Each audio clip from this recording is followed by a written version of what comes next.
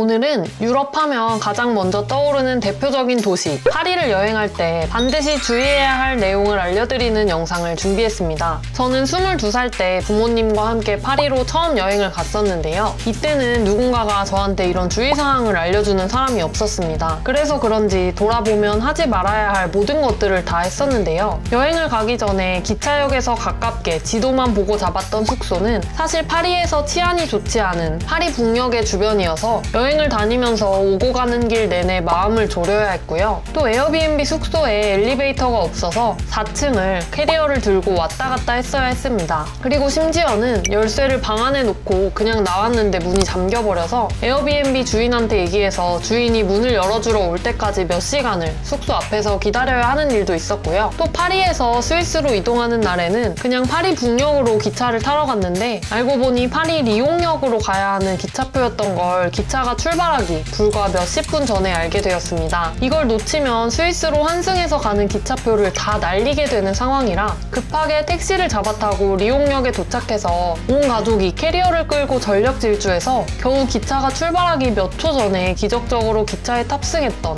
아찔한 경험도 아직까지 생생하네요. 이렇게 아무것도 모르고 갔던 파리 여행을 하고 나니 누군가 나에게 이런 것들을 알려줬으면 좀 더 편한 여행이 되지 않았을까 하는 생각을 하게 되더라고요. 파리는 정말 볼 것도 많고 먹을 것도 많고 쇼핑할 곳도 많은 아름다운 도시입니다. 그만큼 많은 분들에게 살면서 꼭 한 번은 가보고 싶은 여행지일 텐데요. 오늘 영상만 다 보고 나시면 과거의 저처럼 실수하는 일 없이 즐겁게 파리를 여행하는 방법에 대해 바로 아실 수 있으실 거예요. 지금 바로 시작하겠습니다.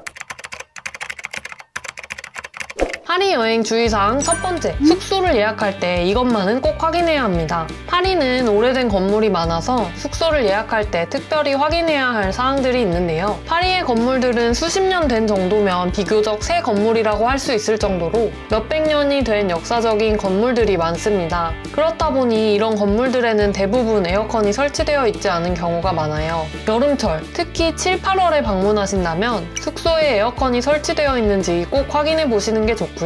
에어컨이 없다면 선풍기 같은 다른 냉방 시설이라도 구비가 되어 있는지 또는 대여가 가능한지 미리 확인해 보시는 것이 좋습니다. 그리고 역사적 건물 보존을 위해서 많은 건물에 엘리베이터가 설치되지 않은 경우가 많은데요. 고층 숙소를 예약했다면 무거운 짐을 들고 계단을 오르내려야 할 수도 있으니까 사전에 꼭 확인하시는 게 좋습니다. 그리고 오래된 건물들이다 보니 방음이 잘 되지 않은 경우가 많아서 예약 전에 리뷰를 꼼꼼히 확인해서 주변에 술집이 많거나 시끄러울 수 있는 숙소는 피하는 것도 좋은 방법입니다. 그리고 또 제가 겪었던 사례처럼 유럽의 많은 에어비앤비 숙소들은 열쇠로 문을 열어야 하는데요. 열쇠를 놓고 나왔는데 문이 잠겨버리거나 열쇠를 잃어버리게 되면 주인에게 말해서 해결해야 하는 번거로운 일이 생기거나 심지어는 그 열쇠통을 바꾸는데 몇십만 원을 내야 될 수도 있으니 꼭 주의해야 합니다. 파리 숙소를 찾을 때 절대로 피해야 할 지역도 있는데요. 이것만은 꼭 알아두시는 게 좋겠죠. 소매치기가 많고 밤에는 위험한 18구에서 29 사이, 파리 북녘을 포함한 파리의 북쪽 지역에는 숙소를 잡지 않으시기를 추천드립니다. 우리가 방문하게 되는 대부분의 관광지는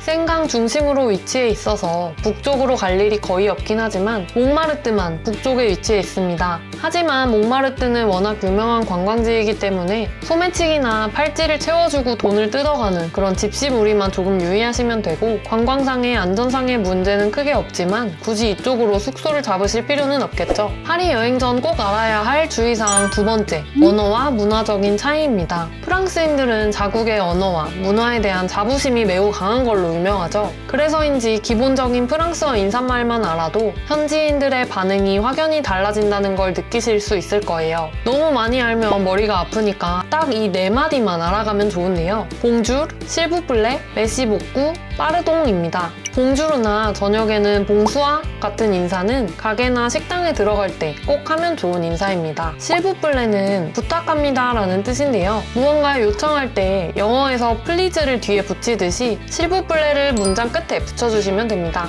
실부플레를 붙여주면 마법의 단어처럼 친절해지는 걸 느낄 수 있을 거예요. 또 감사하다는 뜻인 메시복구 이 말도 많이 해주시면 좋고요. 또 기본적인 매너로 지하철 같은 붐비는 곳에서 사람들을 지나쳐서 내려야 될 때 그냥 우리나라에서처럼 아무 말 없이 쓱 밀치고 지나가면 굉장히 불쾌해하는 파리 사람들을 볼 수 있을 거예요. 영어권 나라에서 excuse me 하고 지나가듯이 파리에서는 빠르동 하고 지나가시는 게 기본 매너이니 지켜주시면 좋습니다. 문화적 차이로 인해서 파리의 레스토랑을 이용할 때도 몇 가지 주의할 점이 있는데요. 우선 식당에 들어가면 자리에 바로 앉지 말고 웨이터의 안내를 기다려야 합니다. 입구에서 봉주라고 인사한 후 자리를 안내받고 식당으로 들어갑니다. 그리고 주문할 준비가 되면 메뉴판을 덮어 놓으시면 됩니다. 메뉴판이 아직 펼쳐져 있으면 아직 고르는 중이라고 생각할 수 있어요. 파리의 식당에서 손을 들고 크게 웨이터를 부르는 행동은 매너가 없는 행동이라고 여겨집니다. 자리에 안내받아 앉아서도 메뉴판을 가져다 줄 때까지, 또 메뉴판을 다 보고 나서도 웨이터가 올 때까지, 식사를 하고 나서도 식기를 치워줄 때까지 기다려야 된다는 게 우리 한국인들한테는 꽤나 힘든 일이긴 하지만 이곳의 문화는 식사는 여유롭게 즐기는 문화이고 또 기다림의 연속이기 때문에 다음 일정이 있어서 빠르게 식사를 해야 하는 경우에는 테이블을 차지하고 앉는 식당에 방문하시기보다는 간단한 테이크아웃 식당을 가시기를 추천드립니다. 식사가 끝났다면 식기를 한쪽에 놓고 기다리면 웨이터가 계산서를 가져다 줍니다. 계산은 내 테이블을 담당한 웨이터한테 해야 한다는 것 잊지 마세요. 프랑스 레스토랑은 서비스료가 이미 포함되어 있어서 별도의 팁이 필수는 아니라서 현금으로 지불한다면 잔돈을 남기거나 서비스에 만족했다면 5%나 10% 정도를 팁으로 남겨도 됩니다. 파리 가기 전 꼭 알아야 할 주의사항 세 번째는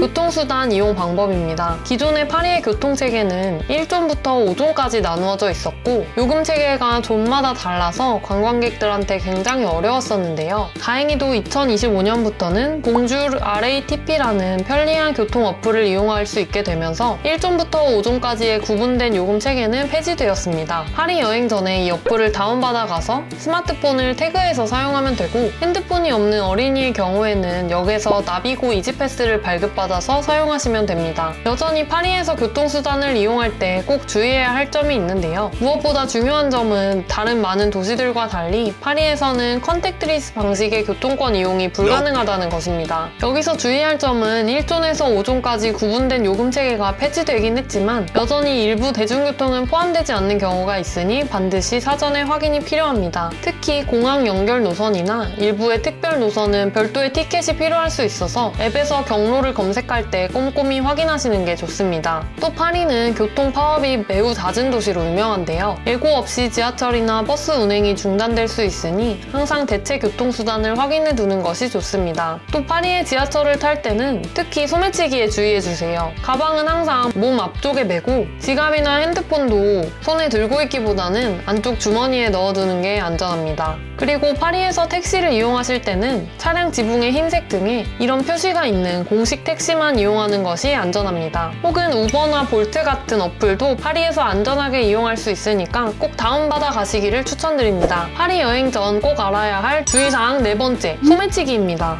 파리는 세계 최고의 관광도시인 만큼 안타깝게도 관광객을 노리는 소매치기와 사기꾼들이 많은데요. 에펠탑 주변이나 몽마르트 언덕, 루브르 언덕 같은 관광객들이 필수로 방문하게 되는 관광지에서 특히 조심하셔야 합니다. 이런 소매치기단들의 유형은 여러 가지가 있는데요. 첫 번째로 몽마르트 언덕에서 가장 많이 알려진 수법인 친근하게 다가와서 팔찌를 메어주는 방법입니다. 팔찌를 메어준 다음에 갑자기 높은 금액을 요구하는 경우가 있고 또 청각장애인이나 자선단체를 사칭하면서 서명을 요구하고 기부금을 강요하는 사례도 많습니다. 그리고 몸이나 가방에 뭔가 더러운 게 묻었다고 하면서 다른 일행이 모른 척하고 다가와서 도와주는 척을 합니다. 그 사이에 주머니에 손을 넣는 수법도 유명하니 이런 상황을 피하기 위해서는 관광지에서 낯선 사람이 접근하면 단호하게 NO라고 거절하세요. 저는 항상 유럽에 갈 때 이런 소매치기 방지 용품들을 꼭 챙겨가는데요. 그냥 무방비 상태인 사람보다 이렇게 조심하는 사람이 더 타겟이 될 가능성이 적겠죠? 유럽의 소매치기 수법을 따로 정리해놓은 영상이 있으니 유럽 여행을 가실 계획이라면 가시기 전에 꼭 한번 참고해보세요. 파리 여행 주의사항 다섯 번째는 내가 가려는 시기가 여행하기 적합한 시기인지 꼭 알아둬야 한다는 점입니다. 파리 여행의 시기에 따라서 경험의 질이 크게 달라질 수 있기 때문에 내가 가려는 시기가 휴가가 파리 여행에 적합한지 꼭 알아보고 가시는 게 좋은데요. 먼저 여름 휴가 시즌인 7, 8월은 유럽 주요 나라들의 여름 휴가철이기도 하기 때문에 파리에도 관광객이 폭발적으로 증가하는 시기입니다. 이때는 가급적 파리를 방문하지 않으시기를 추천드리는데요. 우선 요즘에 유럽의 폭염으로 날씨도 너무 더운데 심지어 에어컨 같은 시설이 제대로 갖춰지지 않은 경우가 많습니다. 또 사람까지 너무 많아서 주요 명소에 입장 대기 시간이 길어지고 호텔 가격도 크게 오르는 때입니다. 특히 8월에는 파리 현지인들도 각자 휴가를 떠나면서 작은 가게나 빵집, 일부 레스토랑 등이 문을 닫는 경우도 많은데요. 그래서 파리에 여름에 밖에 가실 수 없다면 그나마 8월보다는 7월을 선택하시기를 추천드립니다. 또 유럽의 주요 연휴 기간인 부활절 기간이나 5월 초에 프랑스 공휴일 연휴 시즌에는 유럽인들도 여행을 많이 가는 시기이기 때문에 파리의 주요 관광지들은 정말 사람들로 붐비게 됩니다. 기차나 항공권 가격도 급상승하고 숙박비도 올라가는 시기이기 때문에 가능하면 유럽 사람들의 연휴 일정을 피해서 여행 날짜를 조정하시기를 추천드립니다. 연말 연시인 12월부터 1월 초는 어떨까요? 파리에서 맞는 크리스마스 분위기가 아름답긴 하지만 알아둬야 하는 점은 이들에게도 연말이기 때문에 일부 레스토랑과 상점들이 휴무에 들어가는 경우가 많고 또 대중교통이 휴무에 들어가는 경우가 많다는 것입니다. 파리의 겨울은 날씨가 항상 흐린 편이고 한 4, 5시 정도 되면 해도 다 지기 때문에 낮에 관광할 수 있는 시간이 상대적으로 짧습니다. 하지만 크리스마스 마켓이나 화려한 야경을 즐길 수 있다는 장점도 있습니다. 그리고 겨울철 비수기다 보니 루브르 박물관 같은 파리의 주요 관광지들도 비교적 한산하게 즐길 수 있다는 장점도 있습니다. 그러면 파리를 여행하기 가장 좋은 시기는 언제일까요? 4월이나 6월 초, 봄에서 초여름 기간 혹은 9월에서 10월 사이 가을철을 추천드립니다. 이 시기에는 날씨가 좋고 관광객도 적당하게 있어서 여유롭게 파리를 즐길 수 있습니다. 만약 어쩔 수 없이 이런 7, 8월 여름 성수기나 부활절 기간, 연말 연시에 방문하실 계획이라면 호텔이나 주요 관광지를 사전에 꼭 미리 예약해주세요. 지금까지 파리를 여행할 때 알아두면 좋을 5가지 주의사항에 대해 말씀드렸습니다. 이 내용들만 알고 가시면 처음 가는 파리 여행이라도 불쾌하고 당황스러운 경험 없이 파리의 진정한 매력을 충분히 즐기실 수 있을 거예요. 앞으로도 유용하고 똑똑한 여행 정보를 받아보고 싶으시다면 지금 저희 채널 바로 구독해주세요. 그럼 오늘도 시청해주셔서 감사합니다.